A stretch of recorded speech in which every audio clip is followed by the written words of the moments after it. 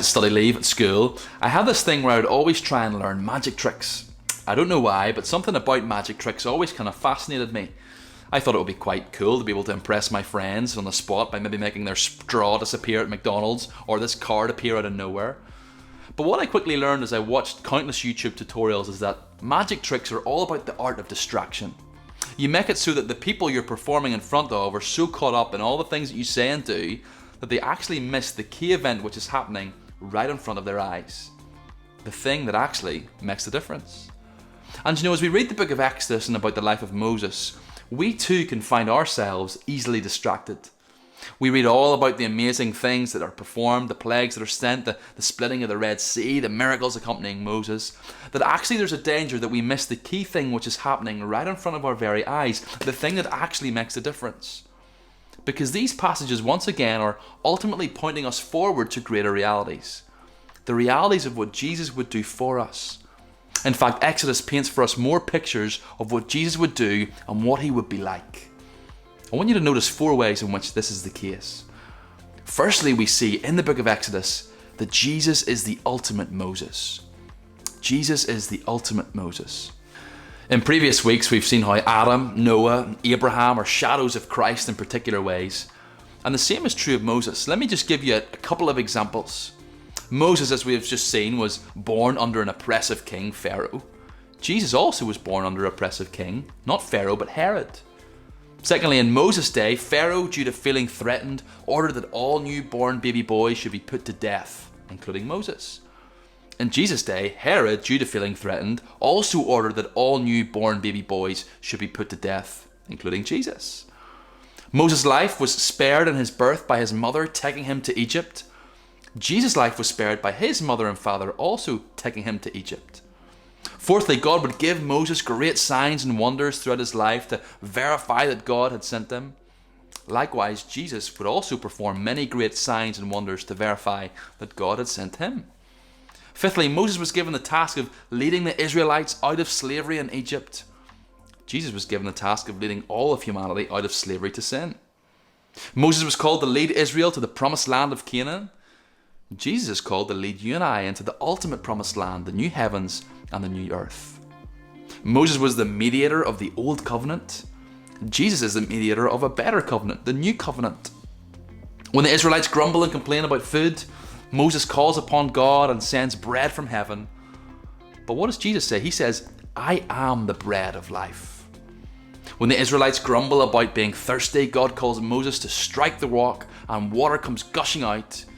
Jesus says, I will give you living water, and all who come to me will never thirst again.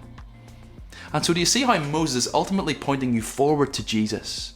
You see, Moses isn't the hero of the story. He's a sinner just like you and me, but he's pointing us forward to a greater Moses. So Jesus is the ultimate Moses. But notice secondly, Jesus is the ultimate deliverer. Jesus is the ultimate deliverer. What was Moses' role in the book of Exodus? He would be the one that God used to deliver his people from slavery. He was God's chosen instrument to lead the people out of slavery. But the Bible also tells us that we are in slavery. You might say, no, I'm not, I'm free. But the Bible teaches us that we are all actually slaves to sin. That's what Paul tells us, for example, in Romans chapter 6. That's why we find ourselves struggling with sin and often not knowing how on earth we can ever stop ourselves from engaging in it. Because we are slaves and it is our harsh taskmaster. And so the physical slavery that the Israelites are experiencing is ultimately a little picture of our spiritual slavery. And so notice the parallels. The people of Israel were enslaved in Egypt. You and I are enslaved in sin. All of Egypt, including the Israelites, by the way, deserved God's wrath and judgment. Similarly, all of humanity today, including you and I, we deserve God's wrath and judgment. God in his grace provided a way for his people in the Old Testament to be spared of God's judgment. Likewise, God today provides a way for you and I to be spared from God's judgment. Fourthly, the way that the Israelites would be spared by God's judgment would be through the shedding of the blood of a lamb. Similarly, the way you and I are spared from God's judgment is through the shedding of blood, the blood of the Lamb, Jesus, the one who would be the Lamb of God, the one who Paul would refer to as our Passover Lamb. Just as the firstborn in Egypt were killed to exert God's wrath, so Jesus, who's identified as the firstborn of all creation, was killed to exert God's wrath. You see, Jesus is the ultimate Moses, and Jesus is also the ultimate deliverer.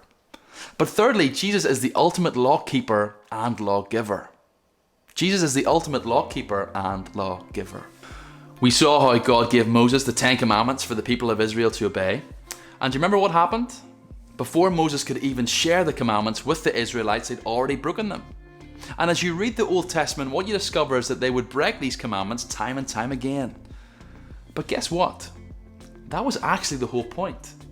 The whole point of this law was to expose to humanity their inability to live good and righteous lives. That's what Paul says time and time again in the New Testament. In Romans 3 verse 20, Paul says that through the law comes knowledge of sin. In Romans 5:20, Paul says that the law came to increase sin. Now that sounds strange, doesn't it? Because that's the exact opposite of how we think about rules. We think about rules as a means to make us obey. That's what we have rules for. But what Paul is saying is actually the old covenant rules were there to show you that you cannot keep the rules in and of yourself. That's why God gave them to his people. He knew that they couldn't keep them because humans are terrible at keeping the rules. And you are too, aren't you? If I were to say to you right now, don't think about bananas, what do you think of straight away? Bananas. If you're walking past a door that says do not enter, what does everything within you want to do? To enter through that door.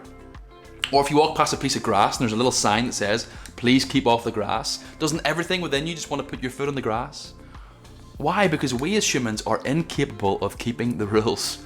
And so since, just as we are, the Old Testament people of God were incapable of keeping the law, what did they ultimately need? What does humanity ultimately need? We need someone who can keep the law on our behalf. And this is exactly what Jesus would do. Jesus comes as the one who fulfills the law. Matthew 5, Jesus says, I have not come to abolish the law, but to bring it to fulfillment. Romans 10:4 says that Jesus is the end of the law. That word end literally is the word telos, which means the goal. Jesus is the goal of the law. The whole purpose of the law, in other words, was to show you how much you need Jesus Christ. And so Jesus comes as the one who fulfills the law on our behalf. But not just that, he then gives us a new law, the law of Christ. A law which we aren't just sent out and told to obey, but one which he would give us his Spirit to help us obey. You see, in this new covenant that we live in, batteries are included. Jesus doesn't just instruct us how to live, but he empowers us to do it. And even when we fail and mess up, which we will do, he reminds us that our ultimate deliverer above everything else is who we ultimately need to put our faith in. We put our faith in Jesus, the one who can keep the law perfectly. And so what do we see? We see that Jesus is the ultimate Moses. He's the ultimate deliverer. He's the ultimate law keeper and lawgiver. Fourthly and finally then, Jesus is the ultimate tabernacle. Jesus is the ultimate tabernacle. Finally then, we see at the end of Exodus that this tabernacle has been built by the Israelites for God. Now this would be a place where the Israelites could know God's presence. And notice how we've been on a journey, haven't we? Genesis chapter 1 and 2, Adam and Eve enjoyed God's unrestricted access to the presence of God. Then Genesis chapter 3, due to sin, the access to God's presence has been broken.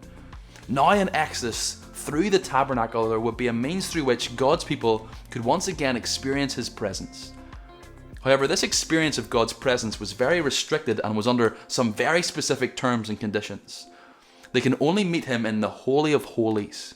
And only the high priest is the one who's actually allowed to meet God in the Holy of Holies. And only once in a year is the high priest allowed to meet God in the Holy of Holies. But nonetheless, the tabernacle was a means through which God's people could experience God's presence, albeit in a restricted way. Now, if you're to fast forward in your Bibles with me to John chapter 1, verses 1 to 5, we read this. In the beginning was the Word, and the Word was with God, and the Word was God. He was in the beginning with God. All things were made through him, and without him was not anything made that was made. In him was life, and that life was the light of men. That light shines in the darkness, and the darkness has not overcome it. Now skip down to verse 14. And the Word became flesh and dwelt among us, and we have seen his glory, glory as of the only Son from the Father, full of grace and truth. So John tells us about this Word who has come into our world. And who is the Word being referenced in John 1? Well, it's a reference to Jesus Christ. Notice that he says the Word dwelt among us. In other words, this Word is Jesus. And the word that John uses is very interesting when he says he dwelt among us. It's literally the word tabernacled. In other words, God came and tabernacled among us in the person of Jesus Christ. In other words, Jesus is the ultimate expression of the tabernacle. Jesus does in fullness what the tabernacle could only do in part. Jesus is the ultimate means of God dwelling with his people. And so today, if you want to speak to God or enjoy his presence, you don't need to go to a particular place on a particular day at a particular time. No, you get to enjoy the presence of God at any place at any time because of Jesus, the ultimate tabernacle who pleads to God on your behalf. Jesus is the ultimate tabernacle.